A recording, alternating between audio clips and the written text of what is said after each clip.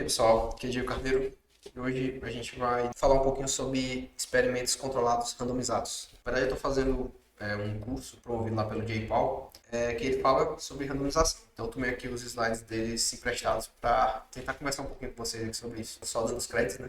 Esse professor aqui, Jim Barry, que é da Universidade de Cornell. E aí, na aula dele, ele explica aqui alguns pontos, né? Principalmente falando no vocabulário inicial, sobre a avaliação de impacto, fala um pouco sobre a avaliação aleatorizada, né, randomizada, e um pouquinho sobre outros tipos de avaliação. É importante não acentuar o que seria a avaliação de impacto dentro da avaliação de programas, né? A gente tem vários tipos de avaliação, por exemplo, a avaliação de necessidades, né, basicamente definir qual é o problema. A gente tem o desenho da teoria da mudança, né, da teoria do programa, que seria, digamos assim, em teoria, qual seria a forma que o programa resolve o problema. A gente teria uma avaliação de processos, o programa está funcionando como planejado. E a gente tem aqui a avaliação de impacto propriamente dita, que é o que a gente vai começar agora. O objetivo da política foi atingido, né? E a magnitude do impacto ela é satisfatória. E por fim, em alguns trabalhos também é possível fazer aquele tipo de análise de custo-efetividade, né, de benefício, que seria saber se o benefício que foi obtido a partir da política, ele compensa o custo, né, ou ele é o melhor entre todos os programas alternativos para resolver o mesmo problema. Ele contextualiza aqui com um problema de imunização, por exemplo. Nesse caso, o problema seria, mesmo existindo disponibilidade de imunização gratuita, as taxas de cobertura vacinal são baixas, por exemplo, em um determinado país. E aí ele vai sugerir uma intervenção. Então, realizar um mutirão de imunização periódico. Uma outra possibilidade seria oferecer um pequeno incentivo. No programa que ele avaliou, eles dão, por exemplo, um saco de feijão para quem se vacinar. Então, você dá um pequeno incentivo e observa se essa intervenção ela pode ser avaliada, né, para saber se ela gerou ou não um aumento da taxa de imunização. Para poder responder esse tipo de pergunta, a gente tem que falar o que seria uma inferência causal. Apesar da palavra causalidade ou da expressão, né, em termos de causalidade ser uma coisa comumente utilizada, poucas pessoas sabem exatamente o que ela significa, pelo menos no sentido que a gente está tratando aqui. A gente vai entender que então a causalidade ela vai ser o efeito particular de um programa sobre um determinado parâmetro de interesse, independente dos outros fatores, né? Ou seja, fixando todos os demais fatores, o programa afeta o parâmetro que a gente está querendo intervir. Então, o objetivo da avaliação de impacto é estimar o tamanho desse efeito. A gente então pode definir o que seria o impacto. O impacto, então, seria o resultado após a implementação do programa, comparado com o resultado do universo paralelo em que o programa não tivesse existido. Ou seja, eu tenho o resultado ao mesmo tempo, né, com o mesmo grupo, em um cenário em que o programa não existisse. Esse cenário a gente chama de cenário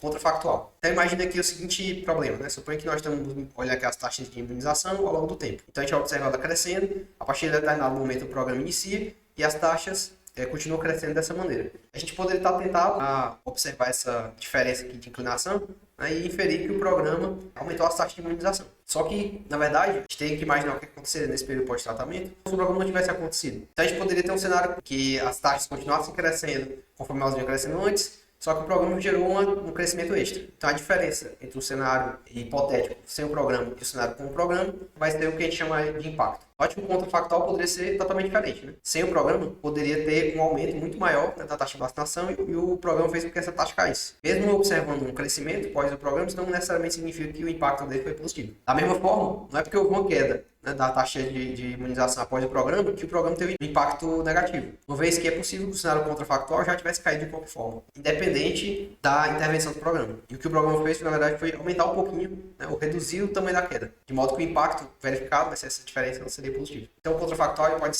representar um estado da natureza, né, em que os participantes não recebem o programa. O principal problema que você pode imaginar é que esse contrafactual não é observado. Então, como solução, nós vamos tentar construir ou imitar esse contrafactual. Uma forma comum de fazer isso é escolher indivíduos de comparação, né, que não participaram do programa. Esse grupo a gente chama de grupo de controle ou grupo de comparação. A construção desse grupo de controle, então, vai ser a decisão fundamental para quem quer fazer uma avaliação de impacto. Para eu ter um bom grupo de comparação, eu tenho que ter um grupo que seria exatamente igual ao grupo dos participantes, só que não recebeu o incentivo. Então eu tenho garantia que eu estou comparando coisas comparáveis, ou seja, comparando maçãs com maçãs. Isso é fundamental para poder atribuir a diferença observada após o tratamento ao programa e não a outros fatores que eu não estou observando. Eu posso dizer que a avaliação de impacto vai ser tão melhor quanto melhor for o grupo de comparação que a gente expuser. A gente tem várias formas de fazer a avaliação de impacto, que pode ser divididos basicamente em o que a gente chama de experimentos randomizados. Tem vários outros nomes aqui, né, que eles falam, RCT, né, seria a sigla que a gente mais utiliza. E a gente tem também o que a gente chama de métodos não experimentais ou quase experimentais. Por exemplo, diferenças, regressão multivariada,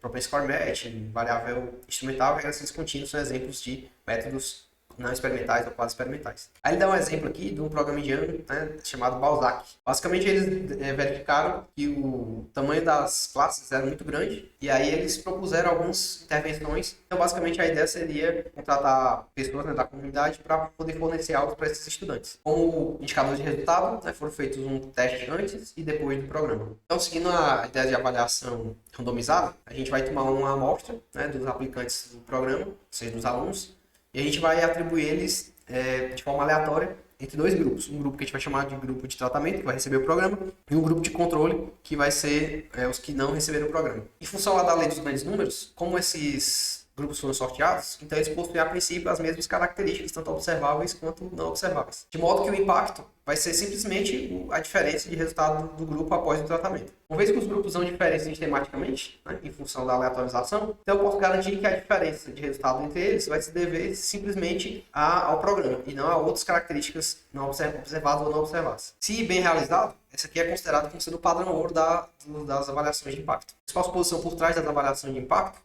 é de que a aleatorização foi bem sucedida. Ou seja, ela gerou dois grupos que são estatisticamente equivalentes. Para poder saber se isso aconteceu de fato, é possível fazer um teste de balanceamento. Basicamente, consiste em comparar as características do grupo de tratamento e do grupo de controle antes do início do programa. Né? Se as características inicialmente elas são equivalentes, né? Não são estatisticamente diferentes, então isso é uma evidência, né, de que de fato houve um balanceamento correto e a aleatorização foi bem sucedida. Então, resumindo, da população total, eu vou extrair uma população que vai ser o alvo da política. Dessa população-alvo, eu vou separar uma amostra, que vai ser a minha amostra de avaliação. Dentro dessa minha amostra de avaliação, eu vou atribuir aleatoriamente os indivíduos para um grupo de tratamento, que vai receber o tratamento, e para o grupo de controle, que vai servir como comparação. E aí o professor fala ainda aqui situações nos quais eu deveria realizar avaliação randomizada. Primeiro, eu tenho que ter uma questão importante para responder, porque você deve imaginar que esse processo ele demanda muito trabalho, né, e custo. As avaliações elas têm que ser feitas no tempo correto. Eu não posso ter um follow-up, né, uma avaliação pós-tratamento muito cedo, nem muito tarde, senão eu posso acabar não pegando o efeito do programa. O ideal é que nós estejamos testando um conceito que já não é consolidado, né, porque se o programa já sabe que funciona, não faz sentido você fazer uma avaliação para testá-lo novamente. Outra coisa importante é que você tem que ter não só tempo e expertise, mas dinheiro, né, para poder fazer o processo de avaliação direito. Contudo, uma vez feita essa avaliação, ela pode ser utilizada para priorização de investimentos, que é fundamental somente para países em desenvolvimento. Já a situação em que talvez não seja tão interessante fazer avaliação de impacto, seria programas que ainda não estão bem azeitados, né, ou seja, não estão funcionando como deveriam. Quando eu tenho, por exemplo, projetos que são muito pequenos, né, tem uma escala muito pequena, então talvez não faça sentido. Se esse programa já foi testado, né, em outro lugar, então se já existe uma avaliação rigorosa, de modo que é bem provável que ele continue, que ele de fato esteja funcionando. Uma outra limitação é que se o programa já iniciou, não tem como você fazer a avaliação a posteriori. Essa avaliação ela tem que ser pensada desde o momento em que o programa iniciar. É isso, pessoal. Então, a ideia hoje era só mostrar mais ou menos a ideia dos programas de avaliação randomizados e depois a gente vai, né, talvez mostrar o caso de métodos não experimentais. Muito obrigado e até a próxima.